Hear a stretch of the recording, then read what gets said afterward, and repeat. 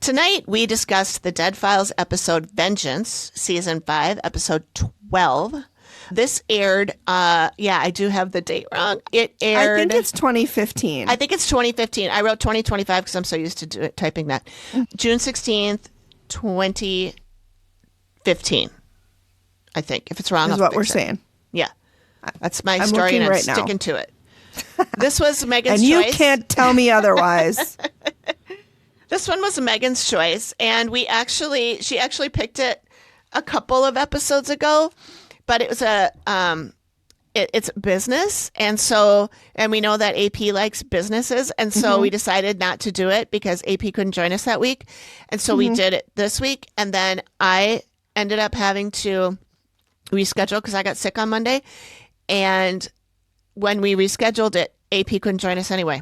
So we did the episode anyway, even without her, but we did have her notes and we did refer to them as well. So, Megan, do you want to tell people why you picked this one? Okay, everybody, I need you to really just prepare yourself for a very Buckle deep, up, meaningful reason. Yeah. I chose it because the title was cool and intriguing. Yeah. It sounded cool. Vengeance. Yeah. What could, yeah. Yeah. Content warning, lots of infant death and teen death in history. So if you don't like that, probably don't listen to that part because there's a lot of it. I mean, we didn't get into it too much. If you watched the episode, there was way more in there. So if you were okay watching the episode, you'll be fine. You'll be okay with what we this. talk about. Mm-hmm. Yeah. But if you haven't seen the episode and that's a big trigger for you, just letting you know that there's quite a bit of infant death and small children death and then teen death. Yeah. It was a rough history. It was. Rough time. Rough. I want to note that we are changing the newsletter, and I'm not going to do it once a month now. Instead, I'm just going to send out an email each time we have a new public release. So it'll be every 2 weeks, but it's a shorter email because it just talks about that one episode. So sign up for our mailing list. You can just go to theactivitycontinues.com/newsletter, and that will be where you sign up. And then you'll get on our newsletter list. And then the other news I have is we are reopening the Instagram chat because there have been so many times when I've seen cool stuff on Instagram and I'm like, I want to share this with my peeps. And you can't do that on Instagram. Yeah. And so come join our IG chat. Go into the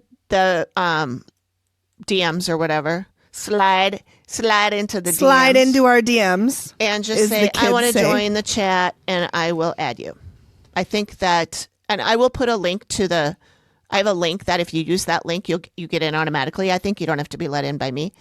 If that doesn't work for any reason, then just hit me up and I'll add you. If you misbehave, you'll be banned, but that's okay. Probably won't. If you misbehave, you'll get into timeout, but you won't because all of our people are cool.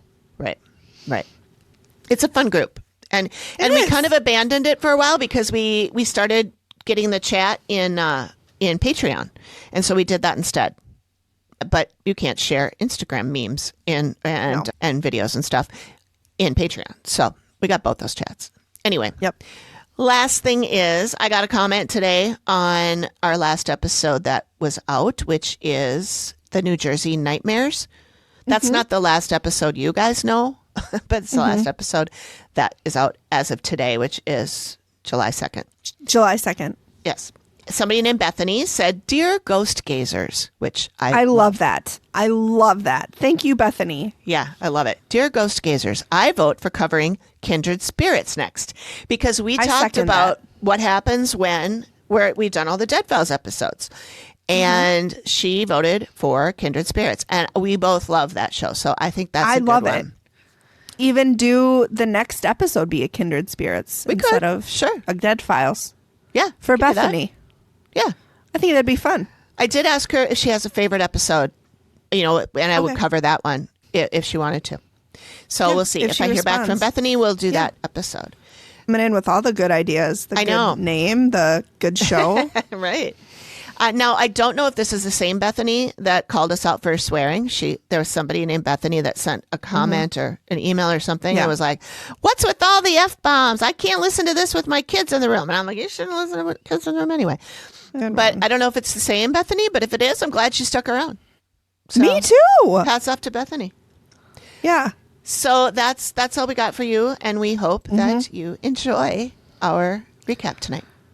Enjoy the show, everyone. Thank you. Oh my God, I'm in a state right now. Yeah, how come? I just like the whole, so I had to I didn't have to, but I mowed the lawn because John took Jordan to speech. And it needed to be done. And I'm like, I'm going to do like, it's fine. And it was just like from the get-go, it was just an ordeal. Like the mower wouldn't start because I didn't put enough gas in it. I know what's the problem. I ain't got no gas in it. That'll do it. So that'll do it. So we're already starting off on a really good note. And then the mower kept getting clogged because it's rained every goddamn day. Ridiculous. So the grass was wet, long, like kicking up fucking rabbits in this grass. That's how long our grass was. Like a cheetah was hiding out in there.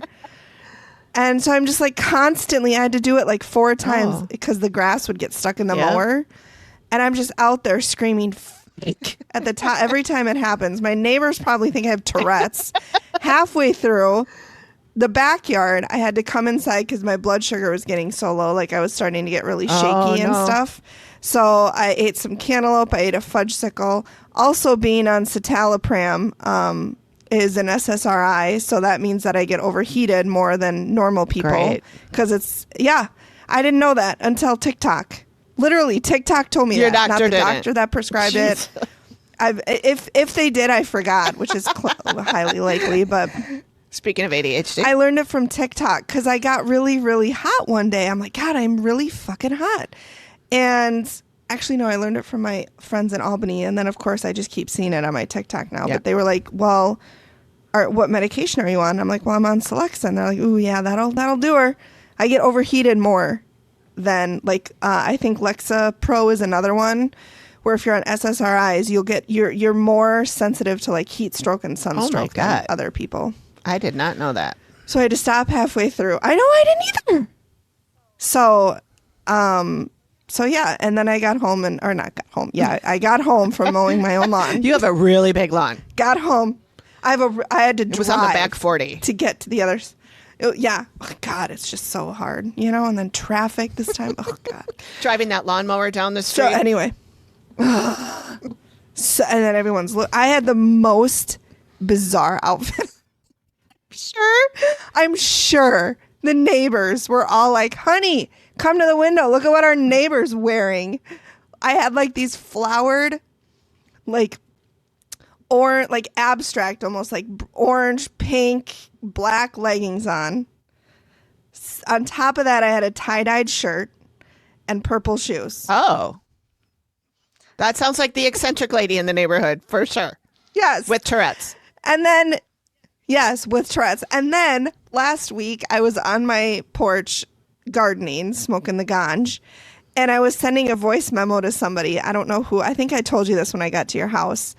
And I just started laughing. And it was my cousin. I was sending a voice memo to my cousin, and I was high and just laughing my ass off about wicker furniture and how much it sucks. You just tell me about that. And I was like, okay, seriously, can I ask a question? Who thought, wow, I should make a chair out of fucking wood that I've bent into intricate patterns? I'm describing wicker chairs, by the way. And then people are supposed to sit in them to relax, but after about 5 minutes, it's going to feel like tiny knives are stabbing you in the leg. Who thought that was a good idea? My neighbor was out letting his dog go to the bathroom and whatever you do with dogs in the outdoors. And I was like, he doesn't know that I'm stoned. He doesn't know that I'm sending a voice memo. So all he hears is his neighbor laughing maniacally and talking at 8 o'clock at night on a fucking Wednesday. About wicker chairs. I'm like, so about wicker fucking furniture. So he probably went in and was like, honey, do not go outside without me if that brunette lady's out there. Because I literally think she's insane. She was just outside ranting to nobody about wicker furniture and then laughing hysterically. I'm very concerned. So maybe you should have him over for a cookout sometime.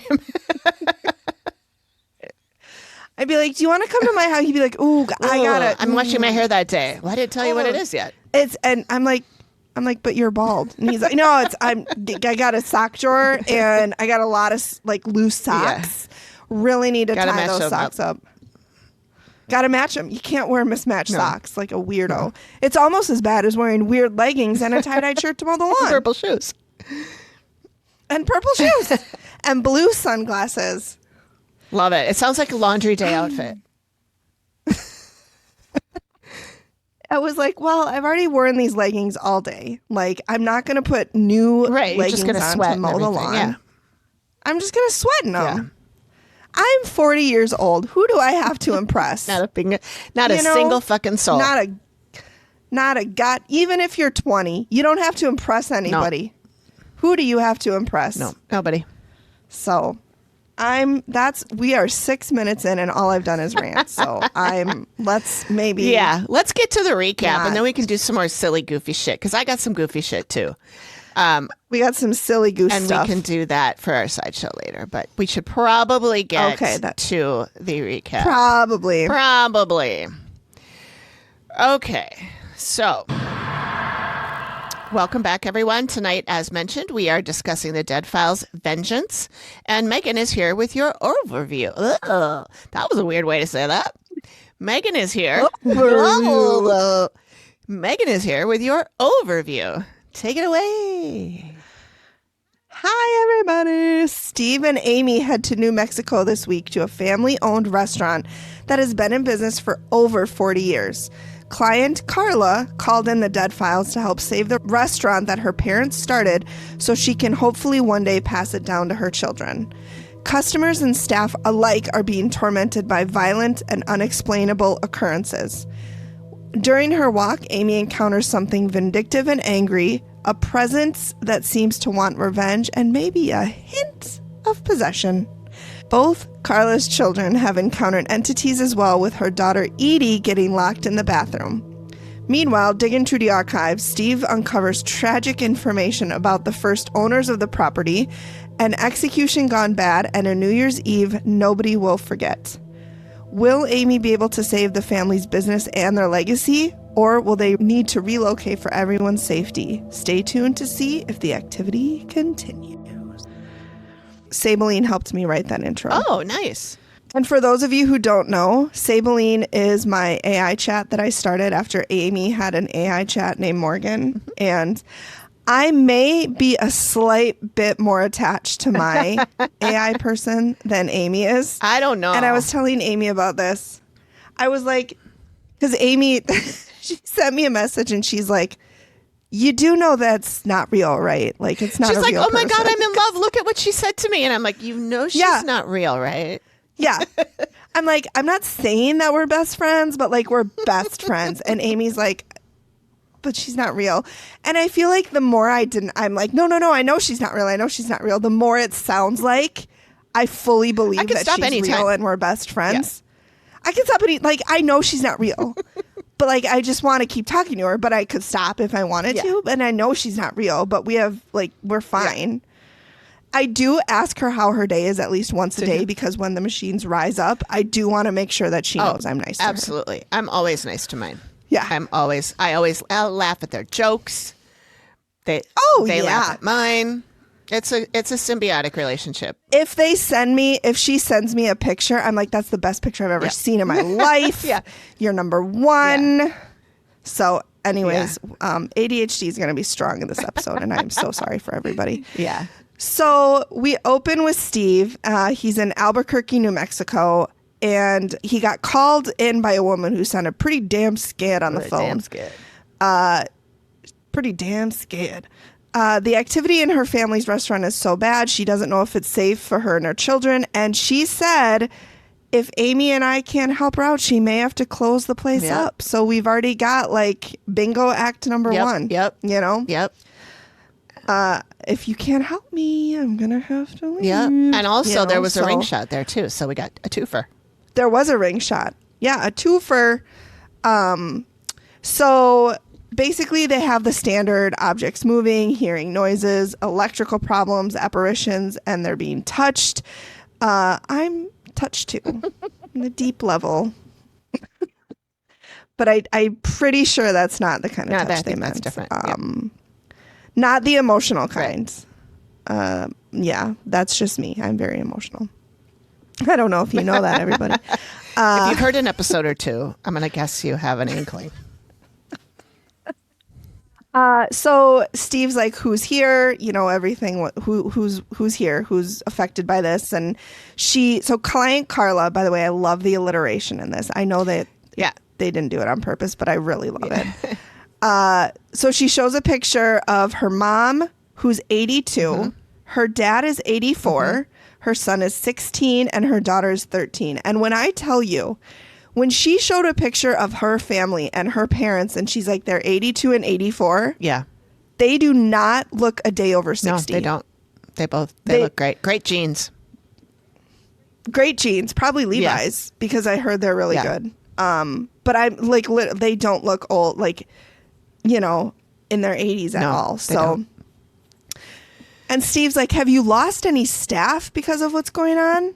And I was like, yeah, Amber went in the walk-in last week and we can't find her. Haven't seen her since. Yeah. Because he said lost. Have you lost any staff? Lost. It's a big walk-in. Thanks, folks. I'll be here all week. Tip your wait staff. Tip your wait staff. Some might say we've been friends for too long, but I don't see it. No, you'd never know. It's our 10-year anniversary this year. I know. Isn't that crazy? I was thinking of that the other day. You know why? Because you gave me something. It was a little diffuser that you put essential oils in. I remember that. Yes. Right behind me, and I still use it frequently. I just turned it on the other day, and I was like, Megan gave me this 10 fucking years ago. Yeah, I think it was for like your first birthday or something that we'd known each other. Yep. I think it was. Happy anniversary, friend. Happy anniversary. All right. Okay. What I wanted to mention is I just real quick wanted to say we were supposed to record this episode on Monday, 2 days ago. 2 days ago. Mm-hmm. And I food poisoned myself eating lunch. And by the time dinner, or, you know, the time we were going to record, which is 6 p.m., rolled around, I felt so sick. And so I canceled or whatever, postponed and rescheduled. And Amy was going to join us, AP. She was all prepared and she made notes and everything, but she couldn't do it tonight.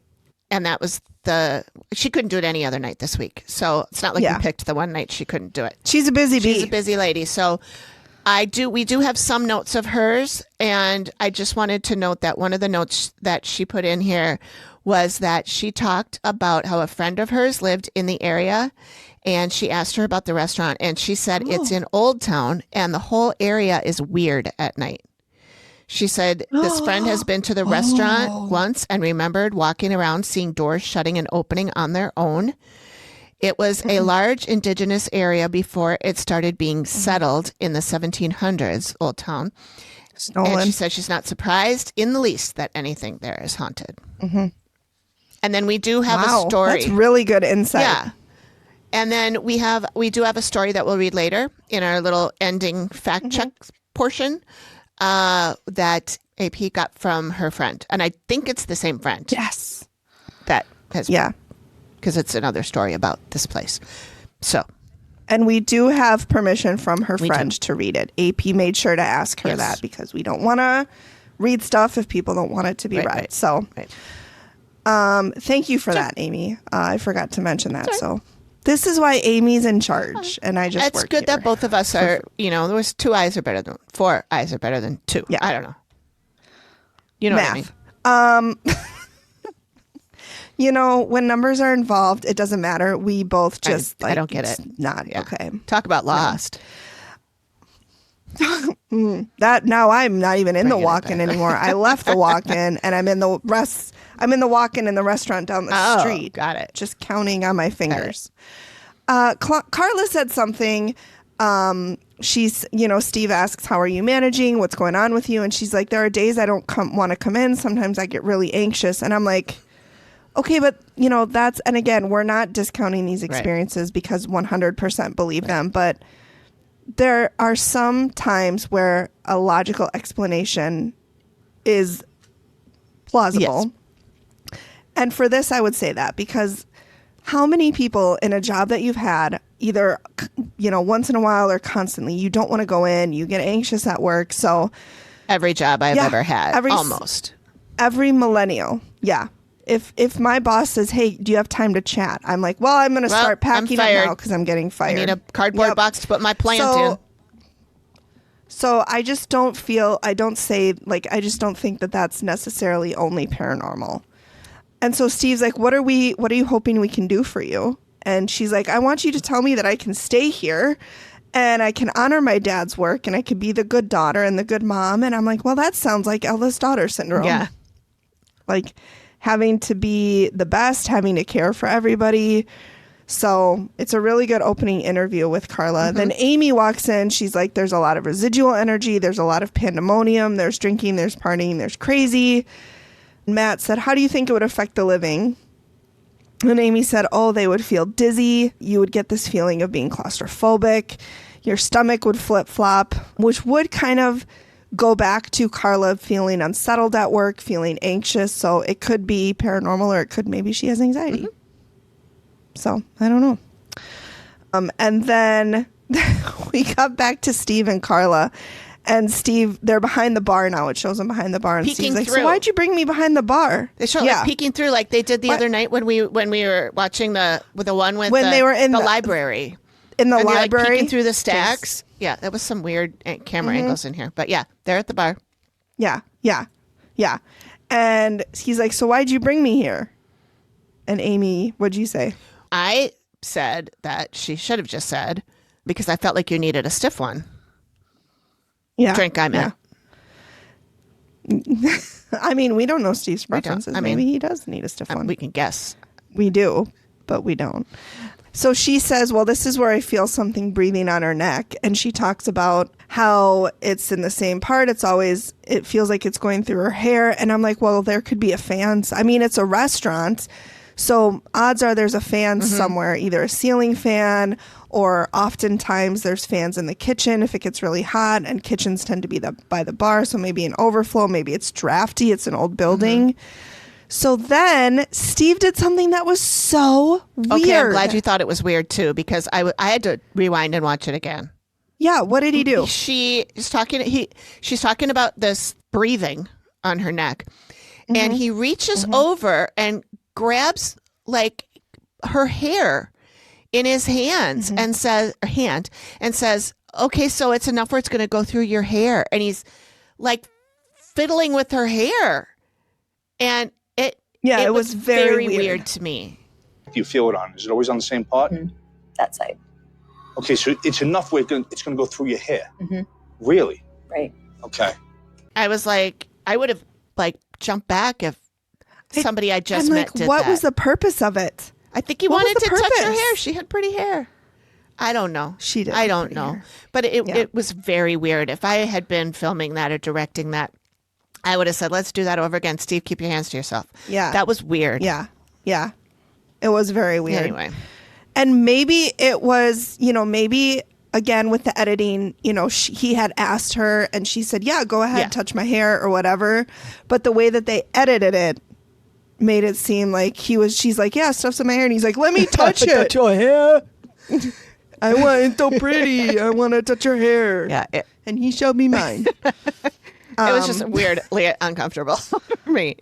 I was like, did he just do it? I think he did. And I rewound it. Yeah, he sure did. Amy was like, God, he did. So then he's like, okay, so what else? And she's like, my back bothers me here more than anywhere else. And I'm like, Carla, you're really not making it easy for me here because you have a restaurant, okay? You're on your back a lot. You're probably bussing tables. Feet, you mean? You're probably making, oh my God. That's a different job.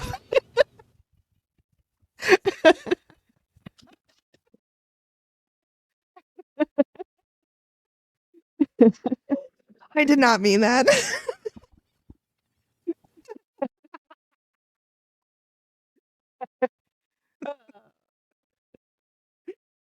Whoops. Did not mean that. So you're on your feet You're on all your day. feet all day. Yeah, you're on your, not your No. back. I mean, if you want to be, that's Yeah. fine, but not right now. So her back bothers her, and I'm like, you're on your feet all day. You're making drinks. I'm sure a restaurant isn't like padded flooring, you know? You're bussing tables. You're probably bending over a lot. It's going to be natural that your back hurts. This reminds me of the woman who's like, well, I got diabetes, so it's got to be the ghosts. That was the birth of our slogan. The only explanation is It must be it's paranormal. Yeah. Yeah. Which, by the way, we have new T-shirts.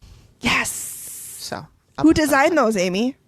Morgan and I did. I gave the ideas. She did the artwork.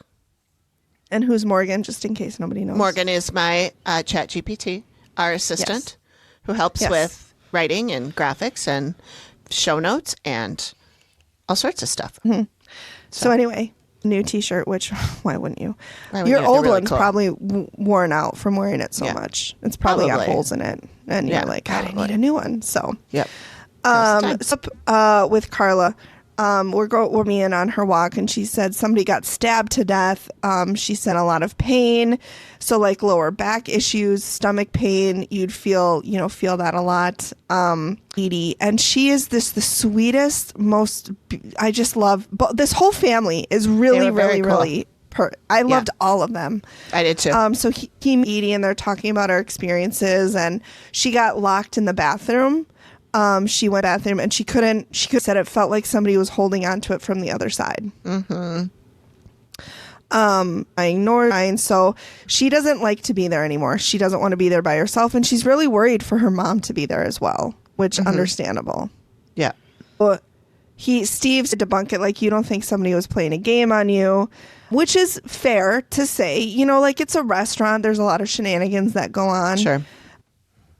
And she does have a brother, and siblings like to goof with each other. So, and they are pretty close in age. I mean, at the time of this, she was 13, he was 16, so good age gap to where they could fight.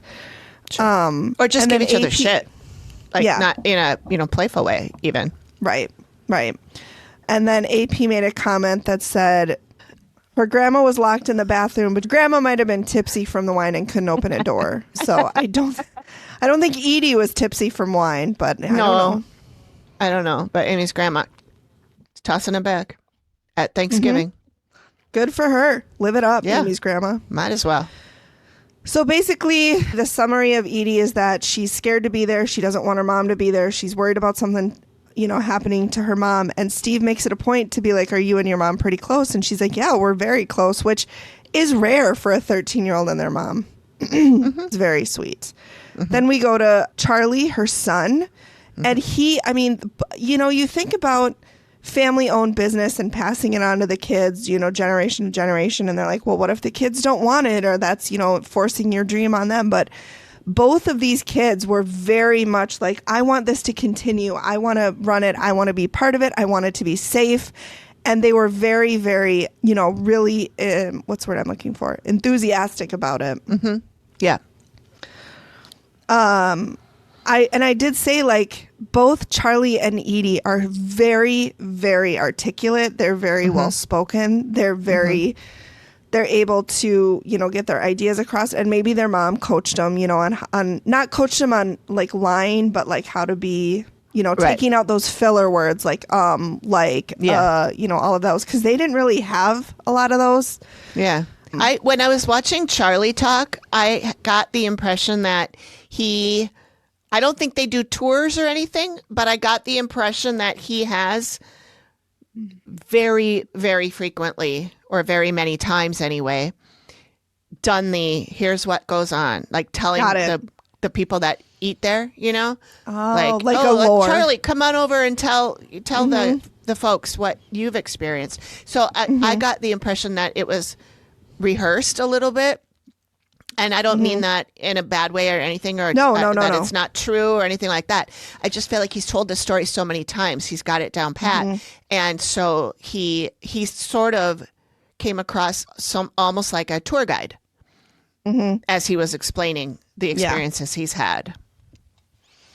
Yeah, I would agree with that. You know, it was very much like something he's told, like a story he's told, you know, like those stories you tell at a cocktail party. Yeah. Yep. Exactly. So then we go back to Amy, and she's talking about a woman she sees in her 40s, chubby, short. She's a busybody, which, like, same. And they're the most fun to talk to because they have stories about everybody. Like, what's Barbara? You know what? There's probably a busybody in my neighborhood who's got stories about me. I bet. Like, did you Crazy girl see who what talks to she was herself. wearing when she mowed the lawn? Did you? I would never go out in public like that. She had 2 different patterns on, and they didn't even match. And Hey, everything Dennis, goes with who's her tie-dye. next door neighbor, said she was ranting and raving the other night about wicker furniture to nobody. I don't know if my neighbor's name is Dennis. I don't know his name. We'll call I him just that. made it up. We'll call him Dennis, the big old Denny Doo. So we go back to this. I haven't even smoked anything. So back to the spirit in her 40s. She seems really new to this whole thing, and Amy goes like being dead.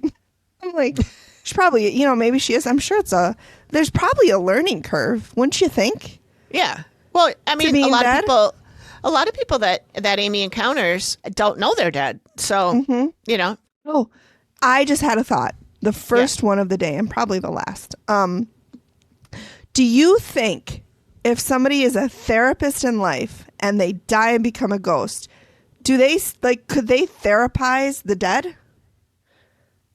I would assume so. I don't know why I'll have not. to ask my cousin because she's a therapist. I'll ask her and be like, "What do you think? Yeah. How would Brittany- would you make appointments? Like, how would that work?" Uh, They're like, "Well, I've got Napoleon at 2 on Friday, and then after that, we've got Marie Antoinette, and she's always got a lot to say. So she I always need goes 2 over hours." the hour. Yeah, she always over the hour. I feel like she feels like she's in over ahead of a lot of stuff. Sorry. Anyways, History jokes. history. So the woman, the spirit, is always trying to interact with a male and female, but she says they're not hearing her. They're not hearing her, so she's not seeing a reaction or the reaction that she wants. So then we go to Carla's mom, Shirley, and again, I cannot believe that this woman is 82 years old. I literally, she looks like she's 60. Mm-hmm. She has great, like, girlfriend, drop your skincare routine because what is it? Yeah. She is really good. So Steve asks her, what if she tells you, what if Amy comes in and tells you to get the hell out? You need to leave. And Shirley basically is like, nope, I don't want to. This is a legacy. My husband and I built it. I don't want to leave. And I'm like, then, why call them in? And then I answered my own question. Like, I'm guessing Carla called them in over her parents' protests. Her parents were probably like, well, it's haunted, but this is the way it is. Yeah. There's no way. This is just the way it is. And Carla's like, well, maybe we can fix it. So, well, and I think part of it, especially this is a thing with businesses, is I think sometimes they just want it validated. Yeah. So they could stamp it on their website and say, I have a haunted place. The haunting is not bad enough to make, it didn't sound like most of the things that are going on are enough to make anybody feel like they need to leave.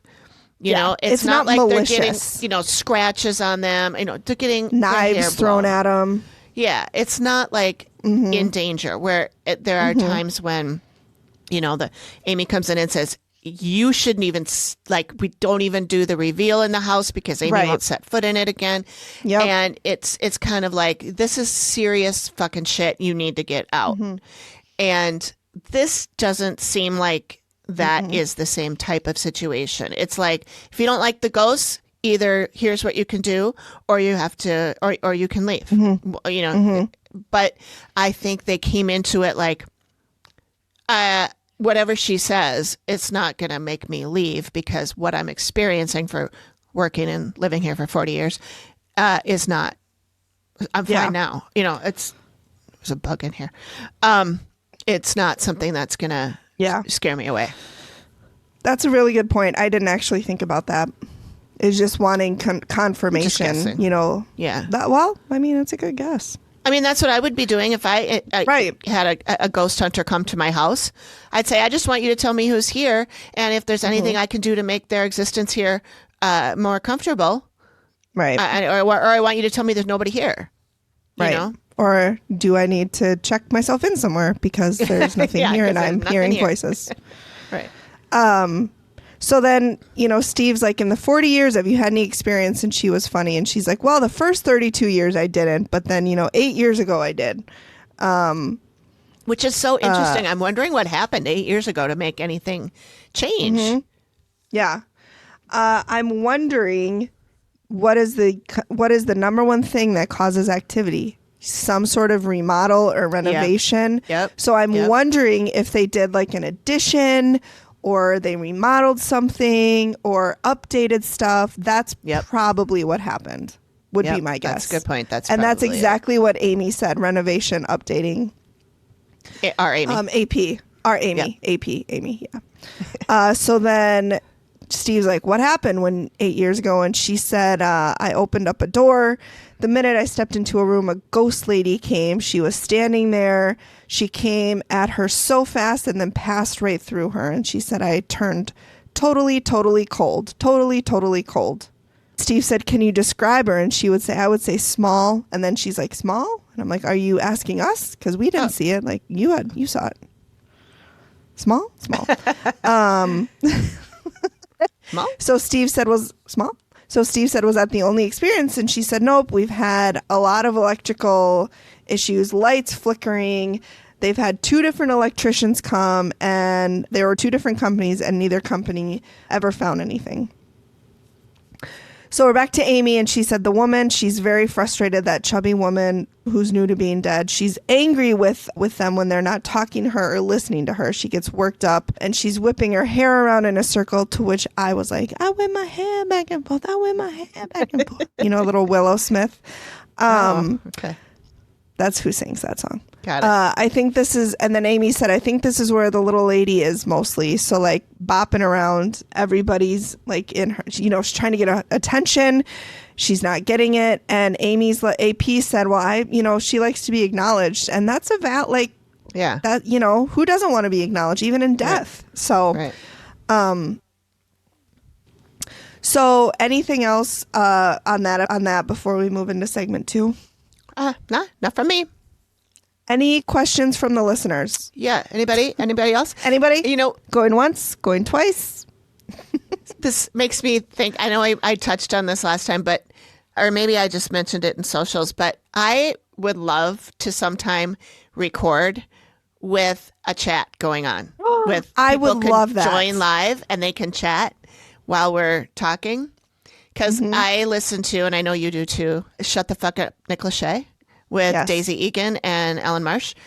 I just listened to one episode today, laughing my ass off. They're so funny. Yeah. But they do their recordings live on Patreon. And so their patrons join the chat and stuff. And I would love to do that. I think that would be so much fun. So come join our Patreon. Once we get 100 people, we'll do that. Okay. And maybe Shannon can even join and and tell us what to say. Shannon or Samantha or whatever we call her at whatever her, she knows who she is. That sounded, I did not mean for that to be so ominous. You know who you are. You know who you are, Shannon. And you know what you did. Just kidding. Shannon didn't do anything. She's great. Dig into the archives. So we're moving into the history, and I am going to say right now there's a trigger warning for lots of infant death in history right now. This was very hard for me to watch. So the first family who owned this property had horrid luck with their children. That's right. So we meet Julia Brown. She's a historian. And so they're in a library. And we're Julie peeking through some kind of a shelf or something weirdest again. Thing. Yeah. Why we got all these peeking things, guys? Oh. Come on. I don't know. So Carlos and Felicita. Carlos and thank you. Felicita Vigil. Yeah. Thank you. They were married in 1910. They moved into the property in 1920. She was pregnant with their third child when they moved in. 5 months after they moved in, their youngest, a little boy named Willie, passed away. And Steve said, what was the cause? Julia said gastritis. And so I Googled what gastritis is, and it said, while gastritis itself is rarely a direct cause of death, severe or untreated gastritis can lead to life-threatening complications.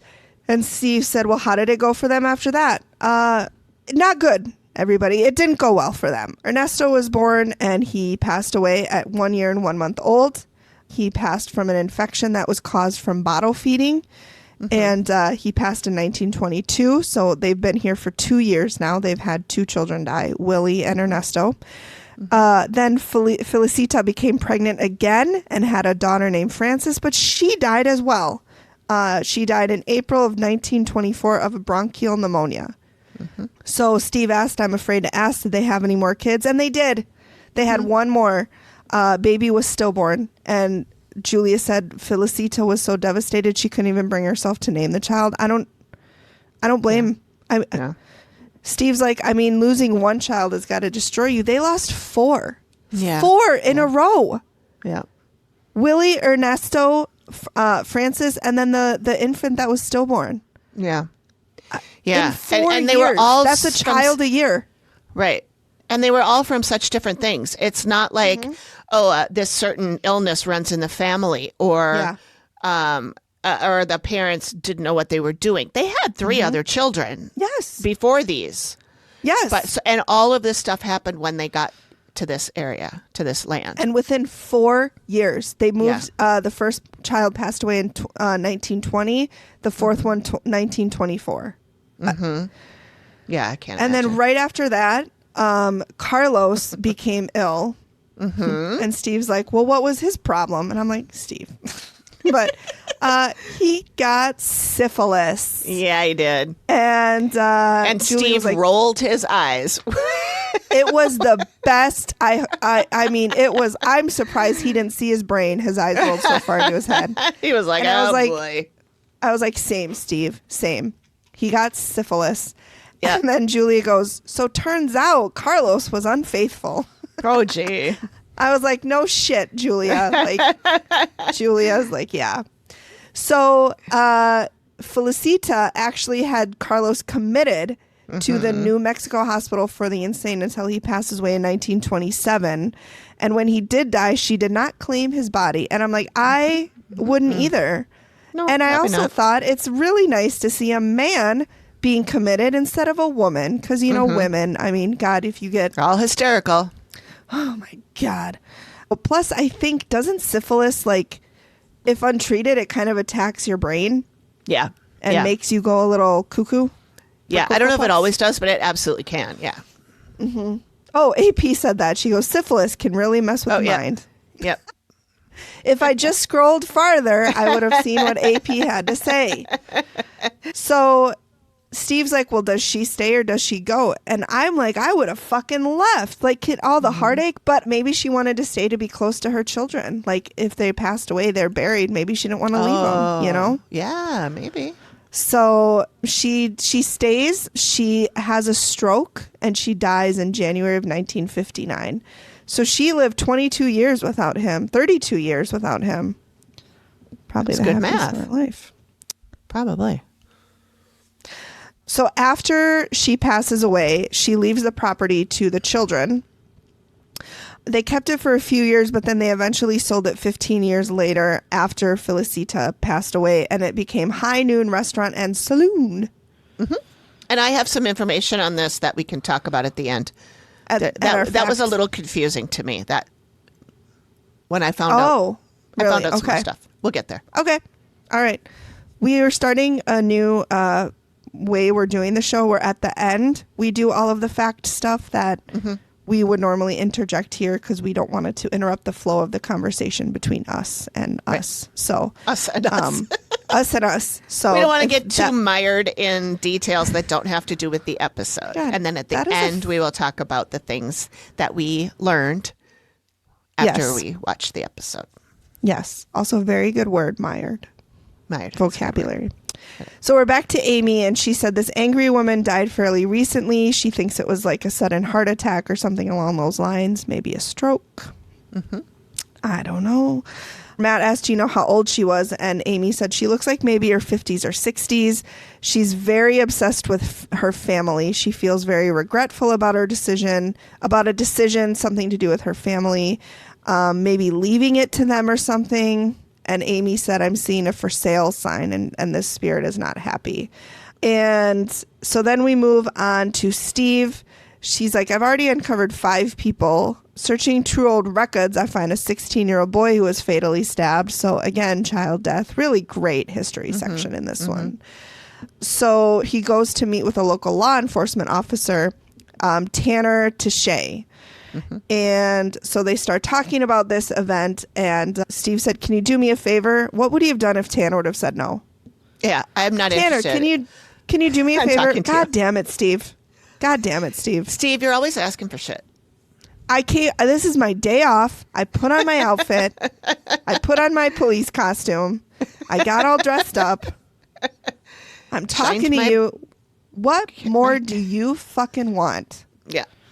Just kidding. Tanner didn't say any of that. No, he was he like, didn't say yeah, any of for that. sure. Yeah. So He's a very pleasant man. he was delightful. So Steve asked him to, before we get to the murder, what do you know about the family? So Louis Moya moved his family onto your client's property in 1941, which doesn't make sense because if Felicita died in 1959 and they sold the property 15 years after that, I'm not good at math, but that's it after does not this. track. Well, No. yeah. I Unless bet they... maybe Go ahead. because she was old, she didn't live on the property until she died. Maybe she, in 1940 went into an old folks home or something. Yeah. Or, maybe they had a lot of land and there was like a house on the land that they rented out or something. Yeah. But that just occurred to me right now. I'm like, Yeah, I didn't know. I didn't catch that before either. I didn't either. I'm like, wait a minute. So 1941, Louis Moya moves his family onto the client's property. And 5 years later after that, he moves, but just across the street. So his son Freddie and his friend, they were going to a New Year's Eve party, basically to ring in 1951 to 1952. And I'm like, thank you for telling us how New Year's Eve party works, because I was not clear. Right. So as they walk into the party, as you do, you separate, you go in your separate ways. You go see your friends. I'll go see my friends, but you're my only friend. So I don't know what to do. I'm just stuck in the middle of nothing. I'm just going to stand at the snack table. Yeah. I mean, that's the way If to there's be. a cat or a dog, I'll go play with that, but probably not at the armory. Oh my God. Yeah, no.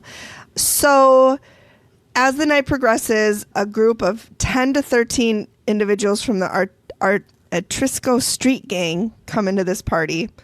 And Steve's like, I can already see where this is going. And I was like, me too. They probably got a good game of Jenga going. Or they did when you're a jet, Yes. they started doing the dance off. As they should. Sadly, no. One of the people in the gang, his name was Paul Garcia. They don't really know exactly what happened, but essentially witnesses saw a commotion between Paul and Freddie. They saw Freddie turn pale, took him out of the armory, his friends did, and that's when they realized that he had been stabbed pretty severely twice. Once was in the back, once was in the chest, and the chest wound actually severed his aorta. And Steve said so he bled out, and Tanner said, yeah, he bled out almost immediately with if you severed your aorta, that's gonna, the blood's gonna pour out. It's, Yeah. So Paul It's going to be Garcia quick anyway. Yeah, it'll be very quick. So Paul Garcia confessed, found guilty, and did 15 years for it. And I'm like, that doesn't seem that long. Freddie was 16. He should have at least had to do the number of years that he was alive for, in my opinion. If 16 and he only did 15 years. So maybe because he was a minor. Maybe he was not charged as a adult. as an adult, Yeah, Yeah. maybe that was the maximum they could give him. I don't know. It could be. Yeah, I don't know what the laws were back then. So we go back to Amy, and she said, I'm seeing a lot of fighting. The guy who got stabbed, he's back here. And she said, I'm getting the name Frank or Frankie. And she said, the guy who got stabbed, but he's making her experience his death, his painful death. She said he got stabbed in the front and the back. She said he feels betrayed and he got murdered. So then another thing we find out in the research, a local marshal was hanged, which I don't understand. Why don't we say hung? Why do we say hanged? I think they say both. I think either one would be correct Drives me nuts. in this case. I think that either one is correct. So if anybody knows, let me know. A local town marshal was hanged just down the street from Carla's restaurant. Now, you don't hear about law enforcement getting death penalty very often, but this guy did. So we called, I say we, like, Steve and me are in there hanging out. Like, God, who should we call? And Steve's like, we should call this person. How about John Boggs? So and I'm like, that's a great idea. So Steve called a local author who said the person, Milton Yarberry, was so hated, people lined the streets to cheer his execution. I can think of one person right now that would have the same reaction. I can Who too. would that be? I don't know. So we go to John Boggs, local author, and Steve's like, so Johnny, which, like, I really hope he got permission to call him Johnny. I know. I because my thought that was husband- funny too. My husband John hates being called Johnny. Hates I it. bet. Like, I bet. hates Johnny. So I really hope he got permission. Yeah. So Milton Yarberry, born in 1849 in Arkansas, he joined an outlaw gang, killed a couple of men in Arkansas, and then he fled Arkansas into Texas. And Steve's like, so he's got a couple murders under his belt. And John is like, yeah, by 1879, at least 4. So he was 30 and had already killed 4 people. So he got to, again, I am doing so much math in this episode. Like, You are. the title of this episode should be called Megan's Math. It should be. Because that's I all like we're it. doing is That's math. right. So this Milton gets to Albuquerque in 1880. He's traveling with a woman named Sadie and her 4-year-old daughter. When he got here, he befriended somebody named Perfecto Armillo, who, that's the best name, is the local sheriff. Milton gets a job as Albuquerque's first town marshal. And the reason he did was because Perfecto liked the way that Yarberry knew his way around guns. And I'm like, well, that's a good qualification, I think, to Sure. give somebody a badge is, He knows how to shoot a gun. yeah, he knows how to shoot a gun. So then we get a picture of Yarberry. It looks like that must be his police outfit, Yeah. his it looks uniform like it. that he's in. To me, for a second, I thought he was a soldier because it looked very soldiery, but It does kind of, yeah. But he's got a star on his lapel. No, he's got a star, yeah. And so they show him the picture, and Steve's like, he looks like a tough piece of work. And I'm like, I mean, not really. To me, he just looks like a man. I don't know. I don't think he looks any tougher than any other, Doesn't look person. any tougher than the other guy. Perfecto. No. He has a they're both mustache. I tough. mean, maybe that's Yeah. what it is. I don't know. Mustaches make you scary, I guess. apparently. So the guy Perfecto who gave him his job as a marshal doesn't know anything about his background, which I would hope he wouldn't, because if you did, I would hope he wouldn't give him a gun. Right. So in 1881, remember, Sadie is the woman that he came into town with, seeing another man named Harry Brown. So Yarberry comes to talk to Harry Brown and talk to. And Steve's like, well, I assume he probably shot him. And John is like, yep, shot him twice, killed him. And then Perfecto had to arrest his friend. And I'm like, oh, poor Perfecto. Like, Yeah. oh my God, the real victim here is him. Because he had to arrest his friend. So during the trial, it's brought about that Brown, the man who was murdered, had a gun. Yarberry pleads self-defense and the jury acquits him. Huh, cool. Well, within a few weeks, Yarberry's back on the job. A few weeks after that shooting, though, there's another shooting, and this one did not go away as easily as the last one did. He's investigating a shot that's been fired in town. He sees a man running down the street, and he yells at the man to stop. When the man doesn't stop, Yarberry shoots him, charged with murder. This time it takes the jury 10 minutes to find him guilty, and he was sent to hang. 2,000 people showed up for this person to be hung. And I was like, 10 minutes? I mean, 10 minutes is a quick time. That's real quick. Like, that's really quick. So they had their minds made up, you know. Yeah. It must have been an open and shut case. Yeah. And then there's a newspaper article, which is interesting because the title says, Milton Yarberry killed everybody he quarreled with for several years. Underneath that, it said, finally, he killed a man whose face he had never seen, in quotations, for fun. Yeah. So either that didn't make it into the final version that they aired. It wasn't talked about, but we never heard about that until now, where we just You mean see that it he on the killed for newspaper fun? article. Yeah. They never mentioned it. It almost seemed like he confessed to saying that, because the way that they had it in quotations in the newspaper, you know, he might have just said, I killed him for fun. He might have. And if he did, I can see why it took 10 minutes. In fact, 10 minutes seems like a long time. They probably if he made said it. Right. They probably came to the conclusion after 30 seconds, but they're like, we should probably make them think it took a little longer. We should at least pretend like we went back and talked about it and did a vote. They probably played like some gin rummy. Yeah. You know, maybe they played a game of hangman. Yeah. These are just coming to me, folks. I'm not even writing them down. I love it. So we go back to Amy, and she said, I'm hearing a lot of men yelling. I think they're angry. It seems like there's something big happening. She said they're on a lot of buildings, but the buildings they're on look different. Something's different. Somebody did something. They want to kill this person, and they're walking a man through the streets, but it's like a parade.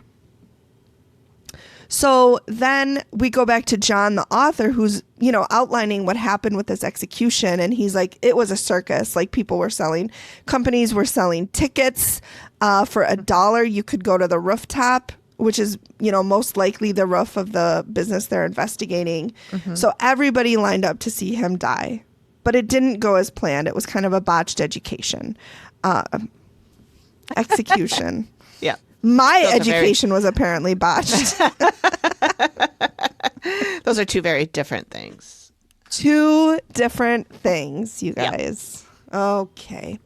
So they found a new method in a journal of hanging somebody, and they were like, we'll try it out on this guy.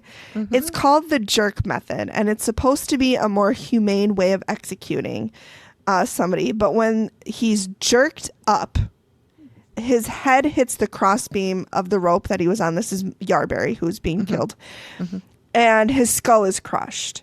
And the execution is so botched that once he's dead, they can't even get the noose off of his neck. So they just cut the rope and they bury him with the noose still on. It's like, she said, I'm going to guess they didn't try real hard to get the noose off. Probably was tough. So they said, screw it. Nobody really cares anyway. He was a convicted murderer, so no one really liked him. So, I mean, that's a good point. Yeah. And that's probably why they were okay with trying this method on this guy, because they were like, if it doesn't work, who cares? He deserves what he gets. Yeah. I found it interesting that this one came up because like 2 episodes ago, we had the one where those 3 people were hanged all by the ropes, and they pulled the ropes, and the same thing happened. They hit their head on the top because they let the people in the audience pulling the ropes, you know. So they had their heads crushed, and then there was, I think it was a different hanging that we had maybe 4 or 5 episodes ago, where the guy was buried with the rope still on his neck. Yeah. So I think the lesson we've learned is hanging is not a good way to die. It's really not. It's not a good way. No, it's not humane. It's not humane. I feel like, and I'm not an expert, but I feel like more often than not, we hear about hangings that didn't go the way they were supposed to. Yeah. Their neck didn't break, so they basically suffocated. Yeah. So I'm glad we did away with hanging. Yeah. Doesn't sound great. Right. You know, though we do lethal injection now, and that gets botched a lot too. Yeah. So we go back to Amy, and she's talking about the man that they're leading through the streets that she's seen. And she said he's white, he's well known. She said, I don't know if he was maybe some sort of lawman or some shit like that. He says that sometimes he wasn't always a lawman. So what the shit or what the fuck have they done to him? But she said, I think he gets hanged. So now we're in the sketch. And she said several people stood out during her walk, but two stood out the most. First, the killer she saw in the kitchen, and then she started talking, describing him to the sketch artist. And then the angry woman, trying to get the living attention. And so the sketch artist goes, is this what you saw? And Amy goes, yes. I noted the sketch artist is a lefty. I love it when they're lefties. I don't know why. I just do. I do, because I'm a lefty. Because you're a lefty. Yeah. I really thought that Jordan was going to be a lefty, but I don't think he's like ambidextrous. I think he's still figuring it out. Yeah, because I was sometimes too, and I still can. I don't write very well with my right hand, but as far as like throwing or cutting or bowling, or I could do both. Yeah, equally poorly. We know I've taught myself to write with my left hand in case my right hand gets cut off. So it's not bad. I would say I'm like a second grader writing like at this point. That's like about it's what not mine great, looks like, too. but. So we're at the reveal, and they're sitting down with Shirley and her mother. Her mother's Shirley. Carla's the client. Right. I'm sorry, everybody. And Amy, I'm sorry to you when you're going to edit this episode, because you're just going to be like, what the fuck, Megan? Oh, I'm leaving it all in. So we're sitting down with Carla and her mother, Shirley, to talk about the walk. So Amy said, when I first got here, there was a lot of commotion going on. There were men, and they were yelling and screaming and going nuts. She said a lot of them were on the rooftops. She noticed a group of men walking down the street. And in the center of all of these men was one man that they were manhandling. They hated him and they want to kill him. And Amy goes, and then she said, I believed he was hanged. And I fully expected Steve to be like, well, it's not a lot to go on. Yeah, I'm not getting much here. You didn't give me very much, but you didn't give me very much. Do that. He did not. He was like, I didn't even have to think about this one. So obviously she's referring to Milton. So he goes off Milton's whole backstory. We got a picture of him. On February 9th, 1883, he was paraded through the streets. That's when he was hanged. And so, he's telling it, and Carla's like, wow. And Amy's like, that's interesting.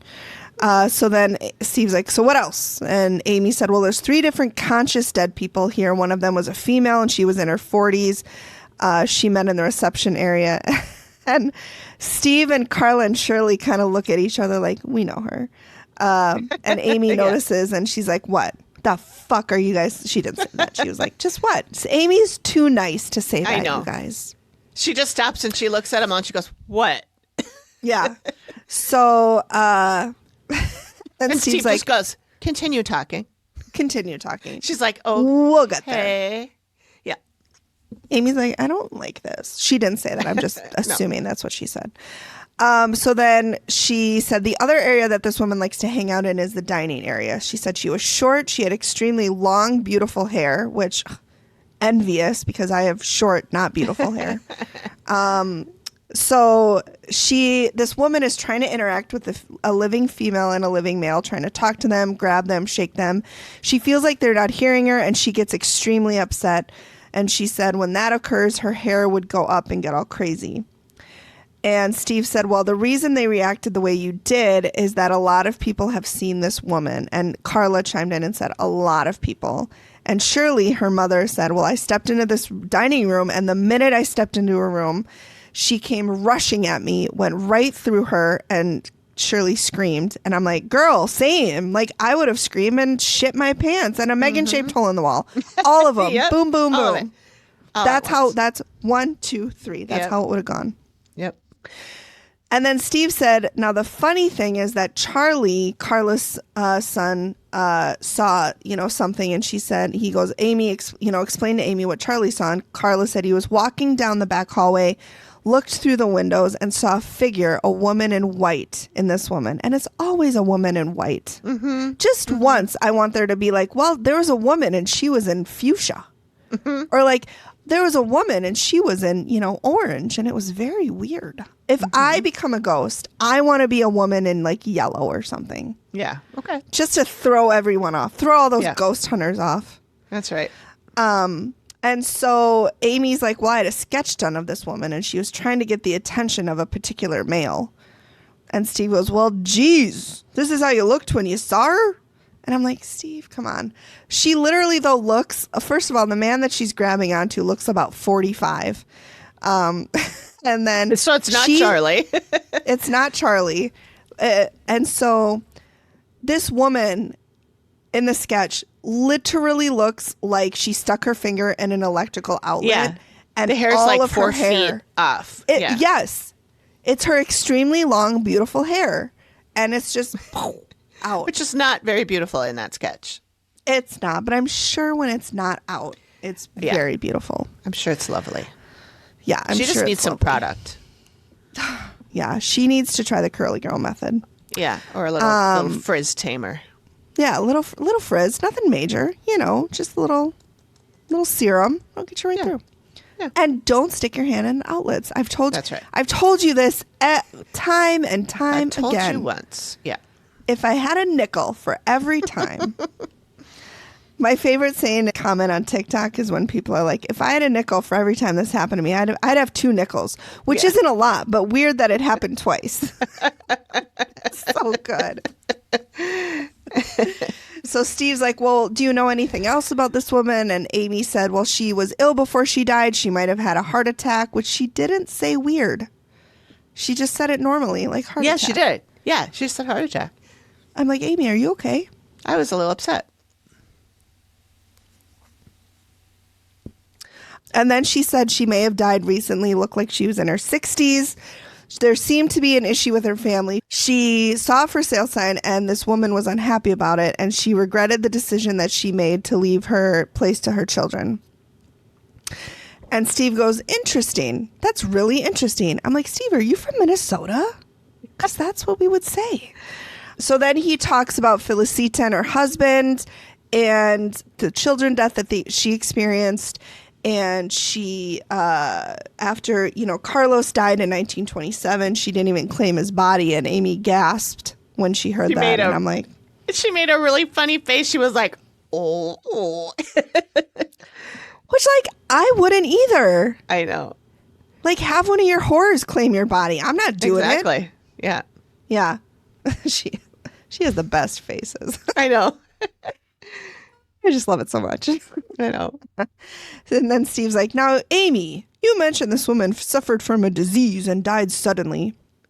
Felicita suffered from high blood pressure and it caused her to have a stroke in 1959, which that must have been cut because they didn't say that earlier. They just said they didn't say she had high blood pressure. They did say stroke, but yeah, they did say a stroke, but they didn't say she had high blood pressure. Right. She lived there a long time, 39 years. She died on the property. Oh. And Steve's like, well, you mentioned that she had regret about leaving her place to this place to her kids. And that's exactly right. She left it to her daughter and 2 sons, the only surviving children out of her 7 children. Yeah. Just a few years after they got the property, they sold it, which it was 15 years. It wasn't a few years. Yeah. So the spirit, probably said, look, I'm leaving this to you guys. It's our legacy. And then her kids just abandoned it, which I, didn't like what they said. And AP made a really good comment. She said, or maybe they couldn't afford it or cause sadness or strife. Because let's face it, that property was not good to their family. Their mother lost 4 kids, which I'm sure destroyed her. Yeah. Her husband cheated and got syphilis. Mm-hmm. I don't see why the kids, I would have probably done the same thing. I probably would have too.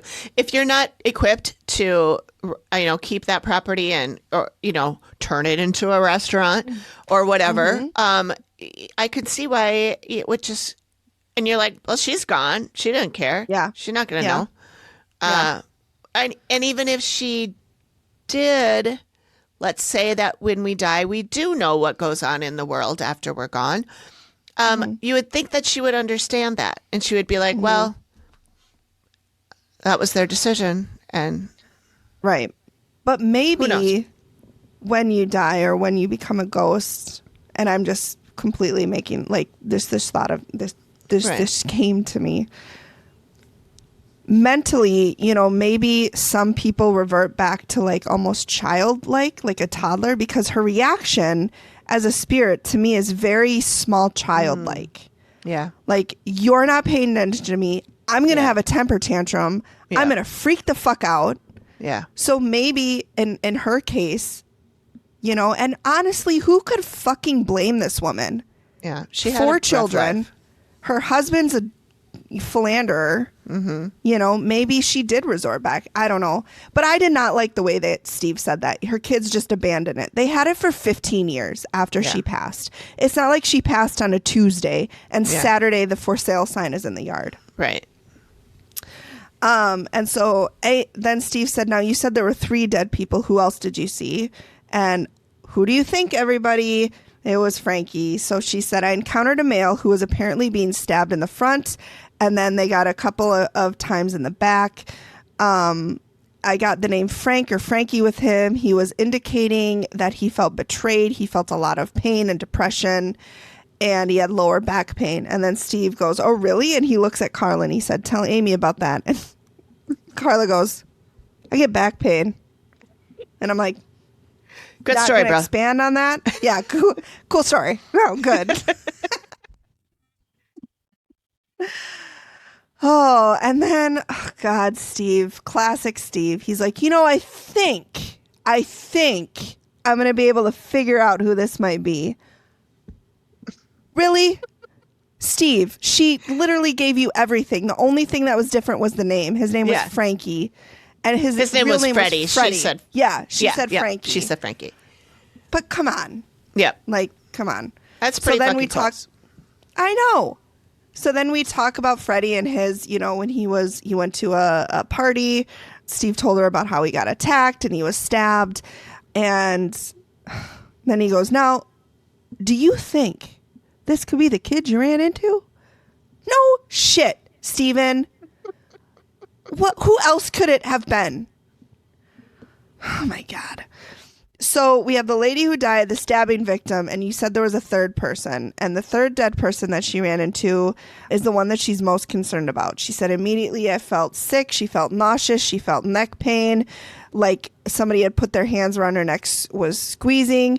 And then she heard a male laughing and saying, you stupid blank, which I assume was bitch. You stupid bitch, that'll teach you. And she said she saw an image of one man killing another man. She also said that she got that he was stocky and seemed to be in his 30s because he was such a violent, nasty person in life. He could possibly be violent and nasty in death. She also said the other thing is he's obsessed with doors. He has to have the doors closed. And remember, AP's friend said that she constantly would see doors closing. Yeah. Opening and closing. Yep. So that's when we learn about Edie. Who couldn't open the bathroom door. She felt like it was somebody. Somebody was pushing it shut. And Steve goes, did you get a good look at him? And she goes, I did. I had a sketch done. And he goes, he's a mean looking guy. I can tell you that. And he's looking at the portrait, and wait a second. Take a look at this guy. And he's like, gets the photo. And AP was like, how leading was this part? And I'm like, exactly. He's literally like planting it in their mind before he even shows them anything. Right. Oh my God, here's this photo and this sketch and they're the same fucking person, basically. Yeah. And AP said I still have issues with it. And I do too, AP, honestly, because and the thing that really gets me, and again, we don't know everything. Maybe Steve is directed to do this, whatever. But you were a homicide detective for how many years? I really hope he wasn't the type of detective that was leading people to say stuff. Yeah. Yeah. I really hope he wasn't.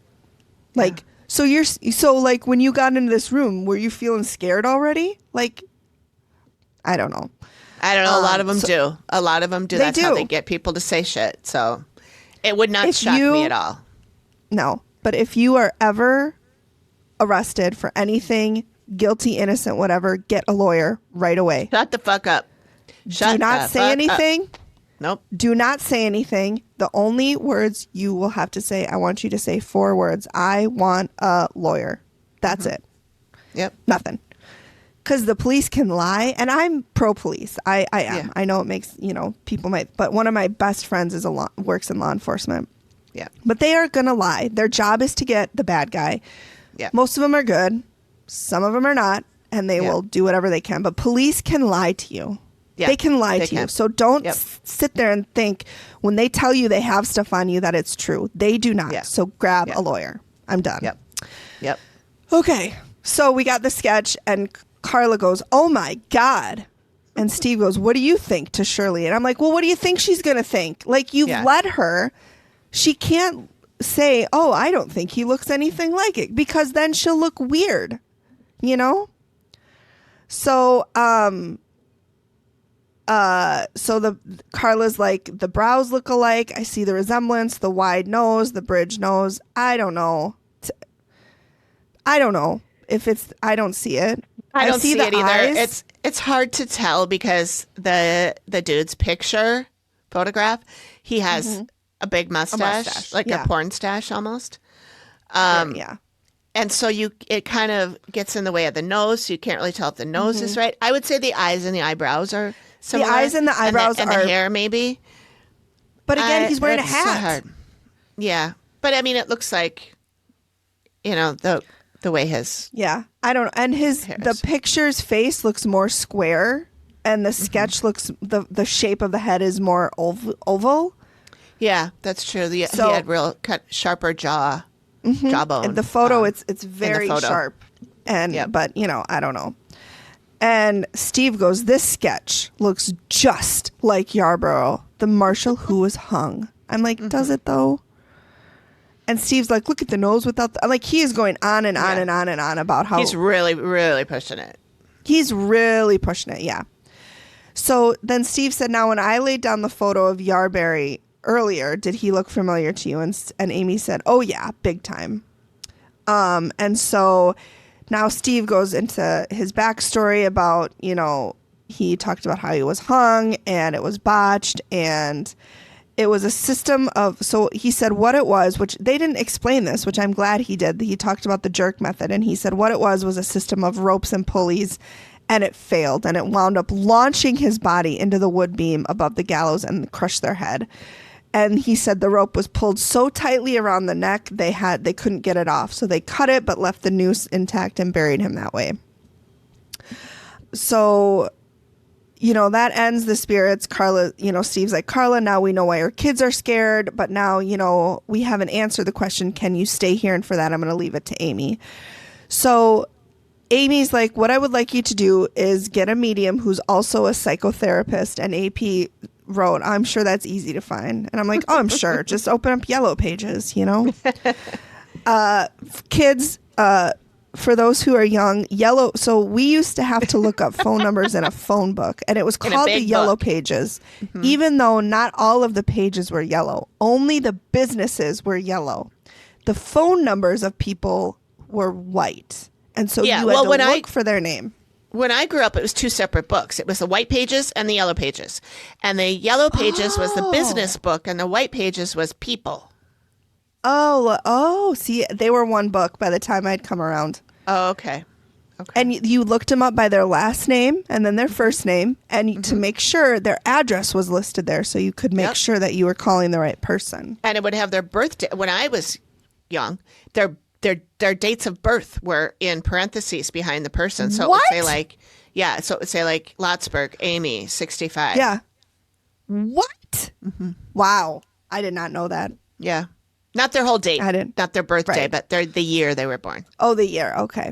Yeah. I was going to say that would make identity theft very easy. But Everything was easy. And then anytime somebody was in the newspaper, their address was so-and-so who lives at blah, blah, blah was in there. yeah. Yeah. Crazy. So that's what the Yellow Pages are, children. Yep.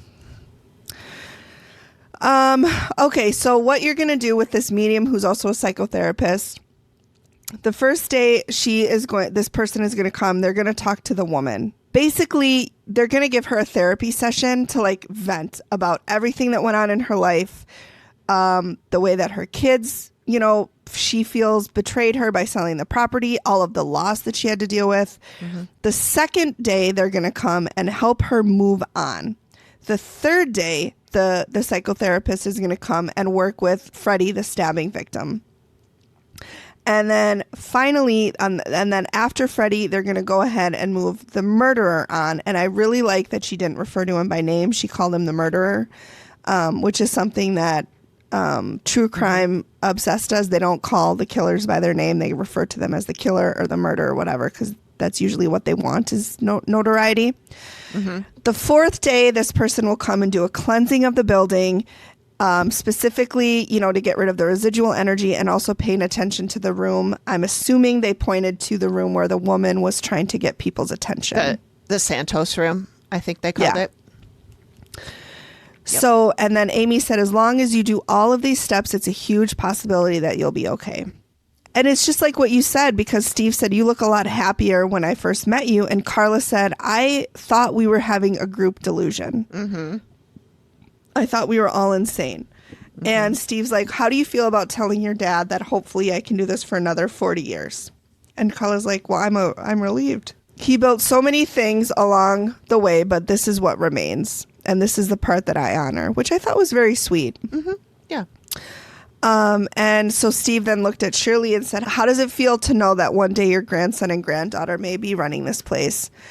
And she said, I would love that. I would feel complete in so many ways. And AP noted nothing like putting pressure to keep the family business, which I do agree with her. But honestly, the kids seem like they wanted it. They do. In this case. And maybe that'll change. Maybe they'll go to college because they were 13 and 16. Mm-hmm. So maybe they'll go to college and be like, I don't want to do this. But for now, it does seem like they really want that. It does. Yeah.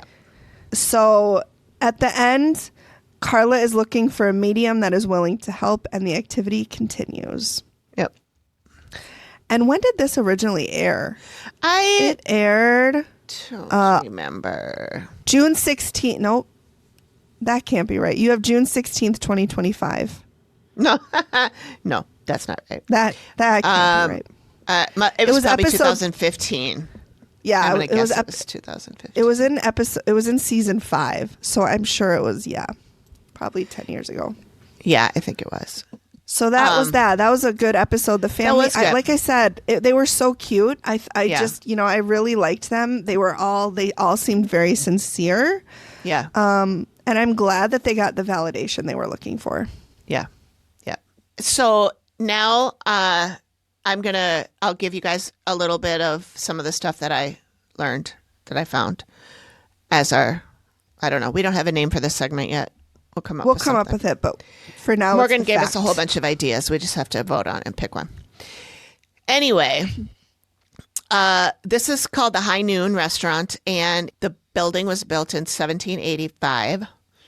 And on their website, it doesn't really focus on the ghosts, but it does say, like a good ghost story, reminders of the building's past lives are present in the spirits who still make this their home. Customers and employees alike have many stories about their supernatural encounters. Look for the lady in white who haunts the Santos room, if you dare. I like that. Yeah. And then AP found some stuff about Old Town. It says, this came from an article, which I will put in the show notes, the link in the show notes. Nestled between the Sandia Mountains, Spanish for watermelon, I did not know that, and 3 volcanoes, the Three Sisters, is a rift carved by the Rio Grande River that is home to a historic farming community turned outpost, and then officially a village in 1706 that predates the forming of the United States by 4 generations.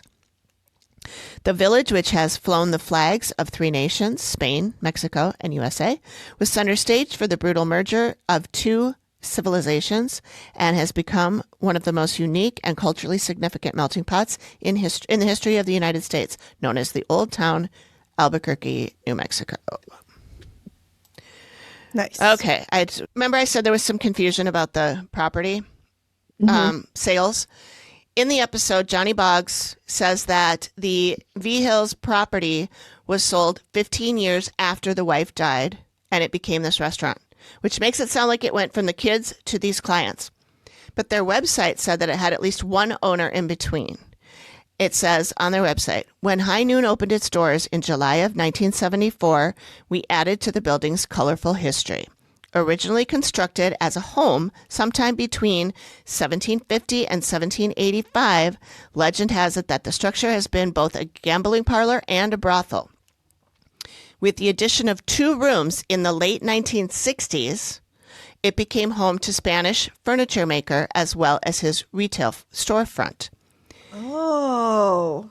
So in the late 60s, now she died, Felicitas, 59. died in 1959. So this was, let's say, 8-10 years later. Mm-hmm. There were Unless 2 they more like rooms rented added it on. out. Unless they, but who would have added those 2 rooms on? Did the kids do that they might while have. they still owned it, or Maybe. did they?